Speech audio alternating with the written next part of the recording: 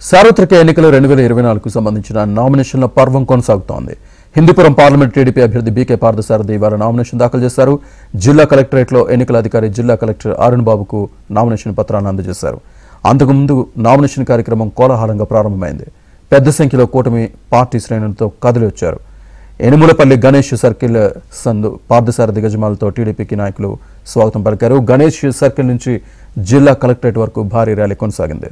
ఈ ర్యాలీలో పార్థసారథితో పాటు మాజీ ఎమ్మెల్యే తిప్పేస్వామి, మాజీ జడ్పీ చైర్మన్ పూల నాగరాజు తదితరులు పాల్గొన్నారు.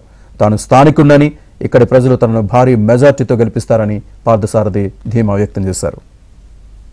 క్యారెక్టర్ అయితేనేమి, నా క్యాలిబర్ అయితేనేమి అన్నీ కూడా ప్రజానికానికి ఈ పార్లమెంట్ పరిధిలో ఉన్నటువంటి అందరికీ కూడా తెలుసు కాబట్టి అన్నీ కూడా పార్టీలకు అతీతంగా కూడా చాలా వరకు కూడా ఓట్లు వేస్తారని భావిస్తున్నాను. ఎక్కడికి వెళ్ళినా కూడా నాయన నేను ఆశీర్వదిస్తాం, తప్పకుండా నువ్వు గెలుస్తావని అందరూ కూడా ఆశీస్సులు ఇస్తా ఉన్నారు.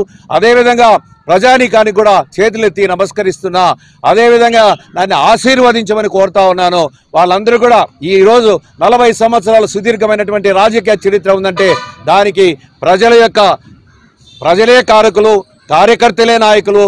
అదేవిధంగా అందరూ వాళ్ళ యొక్క చలువ వల్లే ఈ స్థాయికి ఎదిగానంటే వాళ్ళ యొక్క ఆశీస్సులు. కాబట్టి వాళ్ళందరూ కూడా పాదపద్మాలకు నమస్కరిస్తూ ఈ యొక్క అవకాశం ఈసారి కూడా పార్లమెంట్కి మంచి మెజారిటీ ఇచ్చి గెలిపించండి. తప్పకుండా పార్లమెంటు కేంద్రంలో నిధులు తీసుకొని వచ్చి అదేవిధంగా టూరిజం డెవలప్మెంట్ కానీ అదేవిధంగా ఇతర సౌకర్యాలు కానీ కేంద్రం నుండి రైల్వే శాఖకు సంబంధించినటువంటి విషయాలు అయితేనేమి అన్నీ కూడా తప్పనిసరిగా తీసుకొని వచ్చి మన ప్రాంతాన్ని హిందూపురం పార్లమెంటుని శరవేగంగా అభివృద్ధి చేస్తాను. దానికి 6 సెగ్మెంట్లో కూడా మా తెలుగుదేశం పార్టీ నుండి పోటీ చేస్తున్నటువంటి